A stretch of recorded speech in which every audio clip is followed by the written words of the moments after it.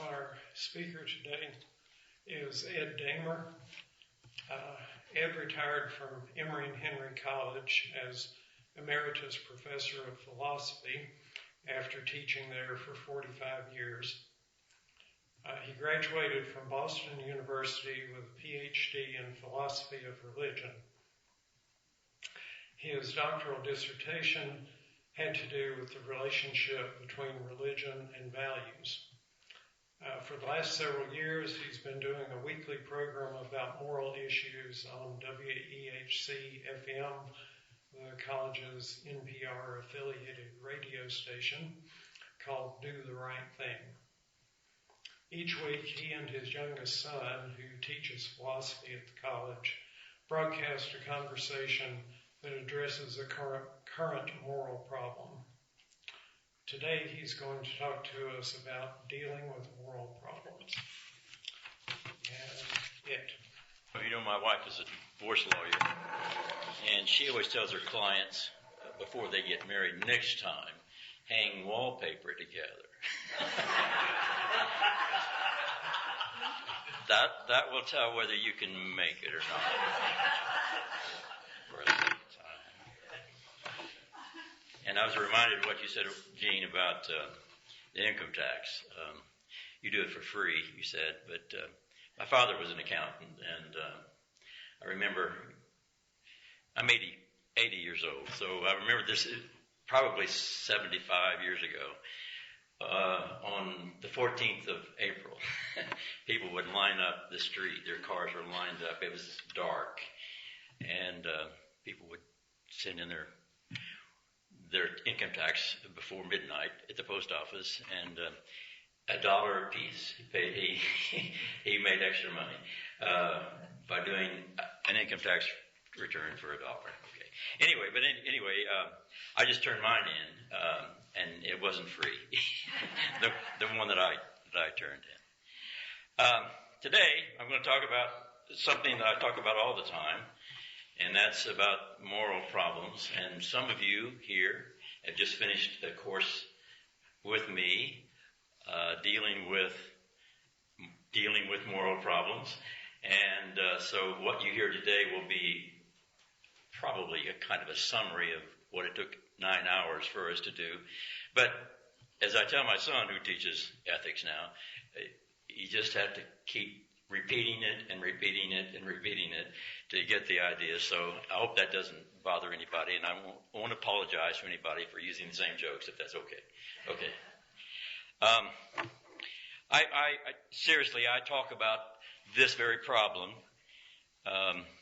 all the time because I'm still doing it with the radio show that was mentioned.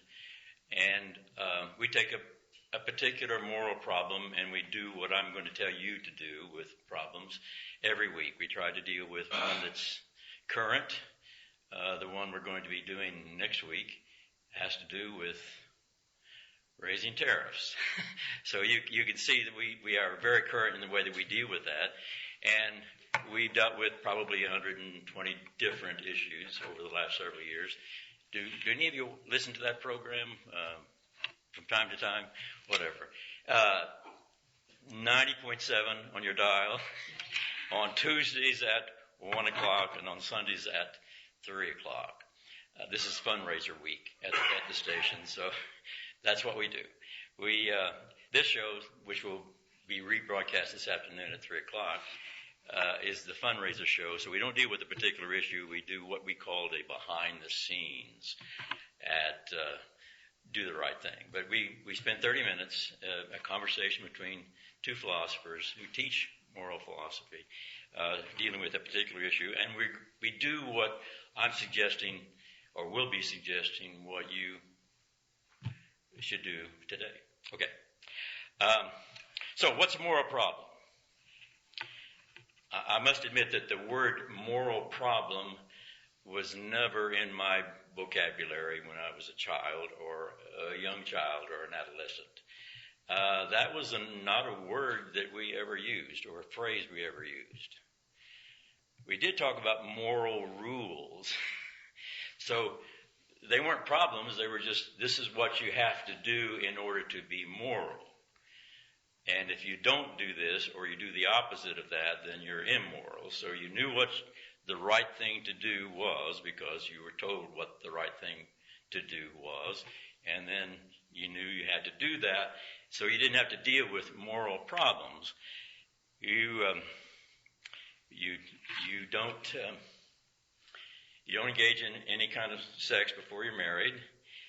You don't do any ballroom dancing. I grew up in a Southern Baptist church. You don't go to movies on Sunday. I had never gone to a movie on Sunday until I reached college. And that was the most traumatic experience I ever had. Because Elvis Presley's first movie, Love Me Tender, was showing for the last time on Sunday night in a college town. And I went. And I said, I don't see any reason why I can't go to the movies on Sunday night. I said to myself, I've got a moral problem I've got to deal with here. Why would it be wrong to go to the movies on Sunday night? Now, you know what the reason is, right? Because you're supposed to go to church on Sunday night. but we were not supposed to go anytime on Sunday, and so we didn't. And then I did. But I got into such a habit, I never go to the movies on Sunday night, okay? I still don't do it. But anyway, I now know what to do with a moral problem, to think it through, make some decisions about it, try to determine for myself what is the right thing to do. But we didn't deal with moral problems when I was a child, or even a young adult. We didn't deal with the kinds of problems that my son and I deal with on the show. We didn't talk about the dreamers. We didn't talk about global warming. We didn't talk about the right to die. We didn't talk about vegetarianism. We did not talk about the legislation or legislating marijuana. We did not talk about income inequality. We did not talk about health insurance. We did not talk about gerrymandering. We did not talk about voter suppression. We didn't talk about removing Confederate statues. We knew what the rules were, and we didn't have to deal with the moral problems. Now, those are moral problems that we deal with, and probably you deal with all the time. As I said, we've done probably 100 of those on the show. So we didn't solve moral problems. Now, we had rules, but there are different kinds of rules, and I talked about this when we were dealing with this at the College for Older Adults. There are three kinds of rules. One are the rules of etiquette, just things you should do to be a nice person, a gentle person. There are moral rules and there are legal rules. Okay, we know what the legal rules are, what's against the law, and usually the rules that are legal are rules that there's pretty much consensus on. We don't think it's right to murder or to steal or a lot of those things, or to stop at a stop sign or whatever that is. Those are legal rules which we all agree are good rules, and we pretty much agree on the etiquette rules. But the problem is that we have not achieved agreement on the moral rules, and that's why we have a moral problem to solve.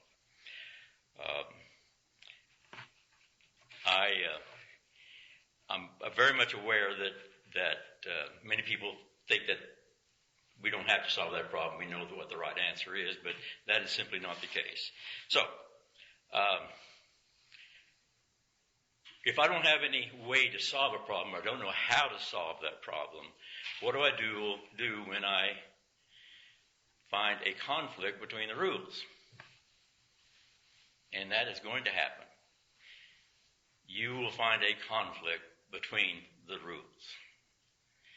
I taught my child not to lie. That was one of the rules. And to not hurt people. That was one of the rules. And I remember she came home, this was in the second grade, because it comes to you early, how to deal with a moral problem or face a moral problem. And she came home from school, and I asked her about her day, and she said that they had a moral test in the second grade. And I said, what do you mean? I think I might have told this story before, but it's relevant here. And she said, well, we just had a moral test. I said, what do you mean, a moral test? He said, well, we were asked questions. Is it ever right to lie? And then there were a whole lots of questions, and I said, well, what did you say on that? And she said, well, there was another rule. There was another question. Should you ever hurt someone? And I said, yes. What did you say on that? And I said, by the way, how did you know? She said, well, everybody else said that it was wrong to lie.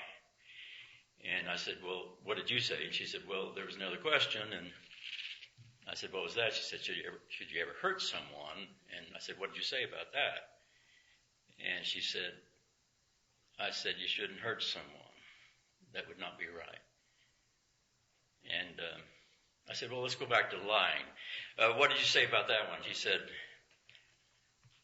well, there was a conflict. Or she didn't use that word, but she said, you can't sometimes do both of those. You can't never lie and never hurt someone. I said, why would that be the case? And she said, well, there was a friend of mine, a very poor little girl, and she had a new dress on, and she was really proud of that dress. And she said, do you like my dress? Do you think it's pretty? And she said, I didn't think it was pretty. And I said, what did you do? She said, I told her it was pretty. I said, you lied. And she said, yes.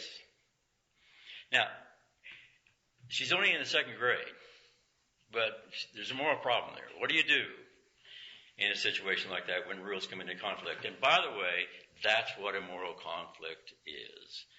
A moral problem is one where there is a conflict between the rules.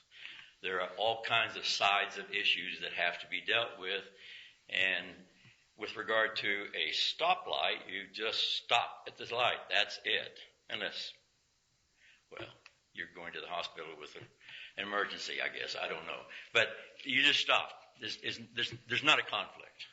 You know that's the right thing to do, right? I hope you do. And they do. But in fact, the way that most of us define a moral problem, most moral philosophers define a moral problem, and I want to be very careful here.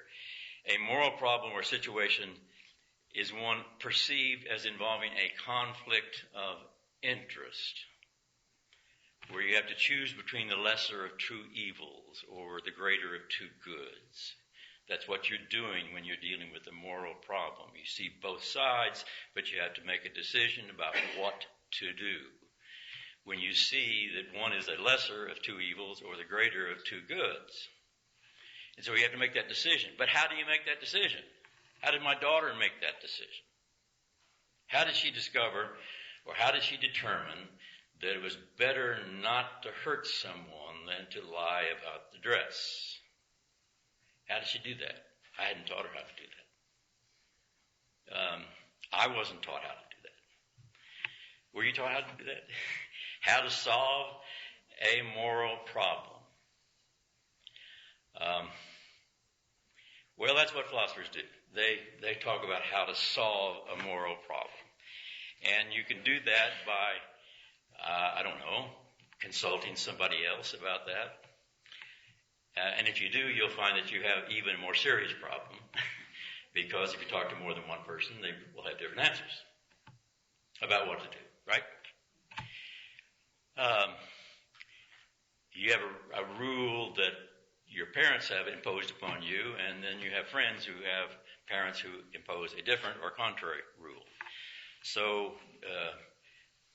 how do you decide between the parents? Sometimes you say, I'd like to go live with them, or something like that, but how do you go about doing that?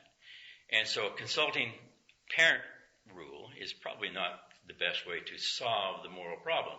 My daughter actually confronted me with this when I dealt with this particular issue. She had just read the story of Anne Frank, And she said, "Are you saying that if the Nazis came to your door and asked if Anne was up in the attic, you wouldn't lie?" He said, "She's up there." And I said, "No, I wouldn't say that." And she wasn't sure why I wouldn't say that, because she knew that I thought that lying rule was pretty important. But she didn't know how to do that. She didn't know how to do it. She knew what she did, and she probably didn't feel too comfortable about it. And so what I tried to do in the raising of my 4 children is to try to give them some way to think through a particular moral problem and make a decision to resolve the conflict. When the rules conflict, when all that we've taught comes into conflict. So here's what you do. Moral situation or problem is one perceived as involving a conflict between rules or a conflict of interest between parties, such as the lesser of 2 evils, the greater of 2 goods, which challenges the moral agent, each of us, to rationally determine a course of action or formulate a policy that would fairly and adequately resolve that conflict. How do you fairly and equitably solve the conflict between another person's interest and your interest, a rule that conflicts with another rule? Now, if you go to a religious advisor, that's not going to help, because each one will give you a different view. You go to a religious text, that doesn't help either, because what you know you already do is you pick and choose the ones you like. So you're the one who is actually making that decision. We Southern Baptists didn't pick up on that thing about Jesus turning the water into wine. We said, well, that was my Sunday school teacher said that was the only sin that Jesus ever committed. Because the rule is clear. You just don't drink beer or wine. You just don't do it. That's wrong. And Jesus was wrong to do that. And that was serious. I remember that. I was 6 years old. She told me if my dad, or she told everybody in the room, if your father has beer in the refrigerator, throw it out the back window. And I remember as a 6-year-old kid, we didn't have any beer in our refrigerator. It was an ice box, actually, by the way. You know, it was actually a piece of ice. Literally a piece of ice. And I thought about, well, if there were, which window would I throw it out? You know, and but I didn't have to do that. But anyway, it was a bad thing to do. Okay. So you've got to make some decisions about this. So how do you do?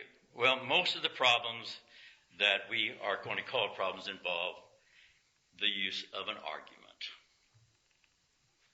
where you have to make an argument to yourself that justifies that you have found the right way to resolve that issue. Now, many participants in moral discussions think that you can't solve moral problems with arguments. In fact, they say we just argue all the time about that. No, I'm talking about real arguments. I'm not just talking about yelling at each other. I'm talking about constructing an argument, trying to figure out what is the right thing to do, to look at all the arguments on both sides of the issue, on the conflicts that you see, the rules that come into conflict, the interests that are in conflict that have to be dealt with or resolved, and you formulate an argument that attempts to deal with that. Now, you don't have a lot of practice in that, because that's probably not the way you learned about morality, right? You weren't taught how to construct arguments, to try to devise some way in which you can do that. But a responsible moral agent, this is what I'm here to say,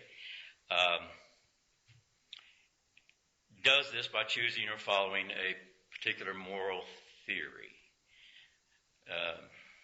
that helps to achieve the goal of resolving those conflicts. Now, we have a couple of theories that have been very useful to me and to a lot of moral agents that I know that I like to talk about. And one's called utilitarianism. And you may be familiar with that. You may not be familiar with that term, but this is a theory that says that an act is right, it's the right thing to do, if the moral agent determines that it is the act among all possible acts that would bring about the greatest amount of good for the greatest number of people who would be affected by that action. You're contemplating an action. Is this the best thing you can do that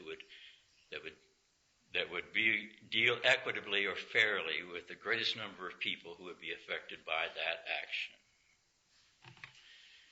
It's called utilitarianism because it's a useful instrument. It's a useful instrument, just like electricity is useful. Utilitarian means it is used for a practical way of dealing with that. Now, most of us think probably that's a pretty good idea to do the thing that will bring about the greatest amount of good for the greatest number of people who would be affected by the action that you're just about to do or claim is the right thing to do. Are you thinking about all the people and how they would be affected negatively or positively by that action? To help them or to hurt them? So generally we would say, yeah, sure. Would you? You all say that? That's a good thing to do. When you're about to do something, are you thinking about all the people who might be affected by that? Now that's a big task, because the people that are going to be affected that, well, some of them haven't even been born yet. And that's what we would think about when you're dealing with climate change, I suppose. All the people who may be affected by that particular action, by what you're doing today or what you're doing now. Now, you don't want to do that with everything you do, because you can figure out some utilitarian rules, the following of which will bring about the greatest amount of good for the greatest number who might be affected by that action. Okay. For example, lying. You want to decide each time you have an occasion to lie or not lie, every person that might be possibly affected by that. Or you can say, I've already worked that out. Lying has some really, really, really bad consequences for a lot of people. If you want to think about it, we can spend a whole time on that. But you know that it hurts a lot of people. It hurts a lot of relationships. It breaks up marriages. It breaks up friendships. It does horrible things. Lying does. When you destroy the trust between yourself and another person or persons or family. So as you think about it, it can't be the greatest thing to do that would bring about the greatest amount of good for the greatest number of people who would be affected by your lie. It can't be. It's just not going to happen. So you could make a rule that is a utilitarian rule, that you will follow a rule that does not have those negative effects, but will have a positive effect on the greatest number of people who might be affected by that action. Now, that's the historic moral theory that a lot of people have used, and it's been very successful. It's well-respected theory. And we can talk about it afterwards if you would like. But one that is more familiar, less familiar to you, is one by John Rawls, who was a professor at Harvard in the 60s and early 70s. And he wrote a book on justice, and called Theory of Justice. And it's sometimes called a theory of fairness. It's a fairness theory. And that rule, that theory is less than 50 years old. When his book came out in 1970, I was at Emory and Henry, and we were waiting for that book to come out because we had read about it and read some articles about it. And we waited for it, and we spent a whole philosophy seminar on that book. And in that book, he assumes that each one of us wants as much as possible of the available goods and services in our society. That's a natural feeling. We do want as much as possible as self-interested persons who care about what we want. We want as much as possible. But it also provides a way to ensure that each person is treated fairly in the distribution of those goods. He argues that self-interested, rational people behind what he calls a veil of ignorance, when they're blinded, the scales of justice are blind, apparently. If they put a veil of ignorance and didn't know who they were, didn't know whether they were male or female, didn't know whether they were a employer or employee, they didn't know whether they were rich or poor, they didn't know whether they were black or white, they didn't know whether they were straight or gay. If they didn't know who they were and they were behind the veil of ignorance and they were dealing with this particular problem, what would you do? What would you do if you didn't know who you were? And he says that if you took a survey and asked people what they would do, and I don't know whether he empirically found this out or not, but he said people behind a veil of ignorance would respond in consideration of the least advantaged person they might possibly be. That's what they would do. You might want to think about that a minute. If you didn't know who you were and you had to make a decision about what to do about a particular situation or a policy, what would you do?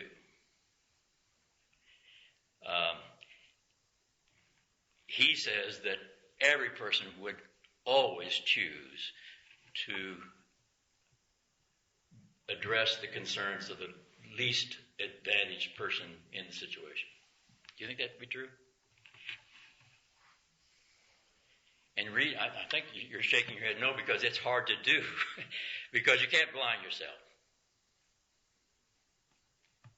If you didn't know whether you were rich or poor, how would you look at the recently passed tax bill? If you didn't know where you stood in the economic structure of society, if you didn't know whether you were rich or poor, you didn't know whether what you were. Now, can you really do that? Now, some people say that's just too hard to do. It's too hard to do. You cannot blind yourself to your own interests. It's just impossible. We're too self-interested to do that. You think you could do that? If you didn't know. When I do this in class at the college, I would actually sometimes take out a bandana and put it around my eyes, and I'd say, if I don't know who I am, what would I do if I were trying to deal with this particular problem? And I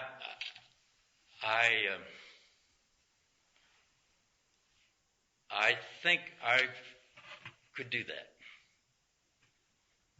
I think that I could do that, but I've been practicing it a long, long, long time, where I can try to blame imaginatively. I know who I am. I know that I'm a male, and I know everything about me. But if I don't know that, if I can imaginatively bracket out my knowledge of myself's position in that society, what would be the right thing to do? If I am the transgender problem, the person, if I'm the what would I do about this if I were transgender? How would I deal with the law or policy about transgenders? Now, what do you think? You think you could do that? In effect, are you saying that most people need to be altruists? Because there are a lot of people who are not altruistic. Well, it's simpler than that. It's not a question of whether you're altruist or not. It's that if you didn't know what would be the right thing to do, you would want to be treated equally if you were a transgender, right? If you didn't know whether you were or not. If you didn't know whether you were gay or not, what would you say about same-sex marriage? If you love a person very, very much and want to be with that person the rest of your life, what would you do if you didn't know whether you were or were not that person? And Rawls says that you would always choose the person who might be the most disadvantaged in that society if you didn't know who you were. That's hard to do. It takes a lot of practice. You have to work at it. And that's the reason many people say, let's just go back to utilitarianism. Just do the thing that will bring about the greatest amount of good the greatest number to be affected by it. I don't want to do that stuff about trying to imagine myself as somebody I'm not. I know who I am. But can you not take the risk of blinding yourself to that imaginatively, and then try to see what you would do if you were that person and you were going to be in that society and dealing in that society. Now, he said we would also agree on one other thing, and this is relevant, I think, in the long run. If we were in what he calls the original position and we were making the rules for society and there were no rules for society, like Lord of the Flies or something, if he had no rules and people sat down and said, well, let's make out some rules, some policies, some principles that we can live by, what would we agree on? He said we would agree on two things. Every person would agree. Every person in this room would agree. First, we would like for people to have as much freedom as possible, as long as it didn't interfere with the freedom of somebody else. If you didn't know who you were. Would you want as much freedom as possible to do what you want to do as long as it did not interfere with the freedom of some other person? I can't imagine anybody in the world saying, no, I don't want any of that kind of stuff. No, I want as much freedom as possible. But I understand that if I want as much freedom as possible, then I must wish that for everybody else too. That every person should have as much freedom as possible, as long as it doesn't interfere with the freedom of anybody else. And we would all agree, if we were behind this veil of ignorance and we didn't know who we were and we were making rules for society, we would say, let's take care of the most disadvantaged people. That's what we would say. And that's what many moral theories say. They don't put it in those terms, but when Jesus gave the parable of the Good Samaritan, we know what the right thing to do is, do we not? If you see the person in the ditch, you say, no, I don't want to get that blood in my car. I'm not going to stop and take that person to the hospital because I don't want blood in my car. No, if we didn't know who we were, whether we were the person in the car who didn't want his or her car to be bloodied up, we would say, go and help the person who's in the ditch. If we didn't know which one we were, right? Would we do that? If we didn't know. But you said we do know. We do know. And it's hard to do that. So it does take a lot of practice. And I do that every day. Every time I do think about what I'm about to do, I say, what would I do if I didn't know who I was? And what characteristics I had in the society. So, how does one solve the moral problem? Well, you take one of those two theories, utilitarianism, if you prefer, or John Rawls's veil of ignorance there, and use those as your starting points. And then you construct an argument after you've done a lot of research on an issue. And you construct an argument starting with those basic principles and let it lead you, based on the evidence that you've seen, to a particular moral judgment. Now that's what we do every week on the radio show. Both of us, my son and I, hold to these theories, these two theories. The utilitarian theory and the Rawls theory, the veil of ignorance theory. And we think they're both really very sound principles to construct as part of an argument. And then you do the research. Now that's not a small problem. Most of the problems we deal with on the radio show, when we take a particular problem, assume these principles, and then do the research and think through all the arguments on both sides. Listen carefully to the arguments on both sides. Find the flaws in the arguments, and then come up with the best argument we can for a particular moral judgment that is driven by those moral principles. So that is the next step you do. Now, we're not going to do that today because there's not time to do that, but it turns out that there are no moral authorities except for yourself. We are our own moral authority. We can't say, well, my minister told me to do this, my parents told me to do this, or society told me to do this. I have to base my judgment, my moral judgments, on my own moral authority, but I need to do it with some argumentative device. How do you solve or deal with moral problems? You formulate an argument based on some theory that you have. The two that I suggested I think are pretty good ones. You do the research and you construct the argument, and then you justify that argument to yourself to determine what your behavior is going to be. We just did a show last week. It's important to know what is the right thing to do, but it also is important to do the right thing. In other words, to know the good is not necessarily to do the good. We have to say, I'm going to follow through because I believe this is the right thing to do, but I'm not going to do it. No, you are going to do it if you're going to be a responsible moral agent. And that's what I've got to say about that. But I would like to have some questions from you and respond to that if you would like.